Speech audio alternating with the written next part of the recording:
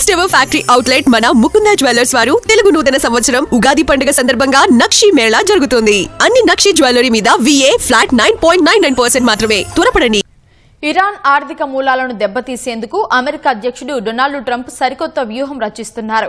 ఆ దేశ ఆర్థిక వ్యవస్థను వెన్నెముక లాంటి కర్గ్ దీవిపై కన్నేసిన ట్రంప్ ఆ దీవిని ఆక్రమించుకోవాలని భావిస్తున్నట్లు తెలుస్తోంది. అయితే ఈ చర్య వల్ల అమెరికాకే ఎక్కువ నష్టం వాటిల్లుతుందని నిపుణులు తెలిపారు. కర్గ్ దీవిని అమెరికా ఆక్రమించుకుంటే ప్రతిగా సముద్రంలో ఫ్లోటింగ్ మైన్స్ ఏర్పాటు చేసి హార్మూజ్ జలసంధిలో వాణిజ్య నౌకల రాకపోకలను పూర్తిగా స్తంభింపజేసే ప్రమాదం ఉందని హెచ్చరించారు. ఇరాన్ చమురు సరఫరాకు అత్యంత కీలకమైన ఖర్గ్ దీవి ఆ దేశ తీరానికి 26 కిలోమీటర్లు, హర్మూజ్ జలసంధికి వాయువ్యంగా సుమారు 482 కిలోమీటర్ల దూరంలో ఉంటుంది.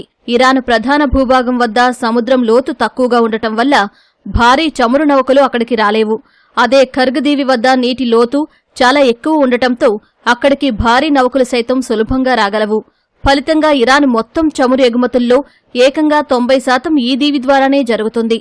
ఈ కారణం వల్లే ఒపెక్ దేశాల్లో 3వ అతిపెద్ద చమురు ఉత్పత్తిదారుగా ఉన్న ఇరాన్కు ఖర్గ్ దీవి జీవనాడిగా మారింది. టెహ్రాన్ వెన్నుదన్నుగా ఉన్న ఈ దీవిని యుద్ధ నేపథ్యంలో స్వాధీనం చేసుకుని ఇరాన్ను ఆర్థికంగా కోలుకోలేని దెబ్బతీయాలని అమెరికా ఆలోచిస్తున్నట్టు తెలుస్తోంది.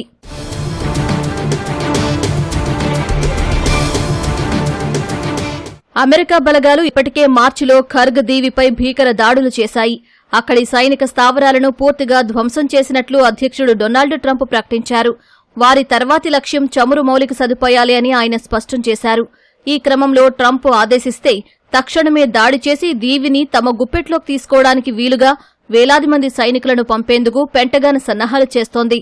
ఖర్గ్ దీవిని అమెరికా స్వాధీనం చేసుకోవడం పెద్ద కష్టమైన పని కాకపోయినా నవంబర్లో జరిగే అమెరికా మధ్యంతర ఎన్నికలపై దీని ప్రభావం పడే అవకాశం ఉందని నిపుణులు హెచ్చరించారు.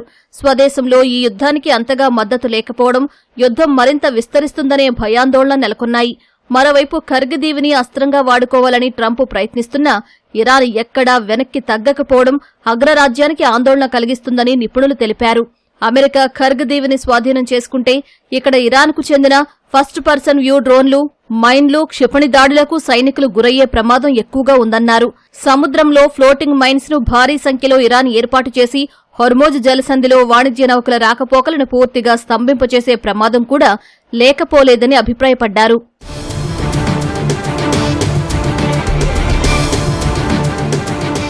ఖర్గ్ దీవి ఆక్రమణకు 800 నుంచి 1000 మంది సైనికులు సరిపోతారని యుఎస్ సెంట్రల్ కమాండ్ మాజీ కమాండర్ జనరల్ జోసెఫ్ వోటెల్ తెలిపారు. కానీ వారికి లాజిస్టికల్ సపోర్ట్, రక్షణ కల్పించడం అత్యంత కష్టతరమైన పని అని పేర్కొన్నారు.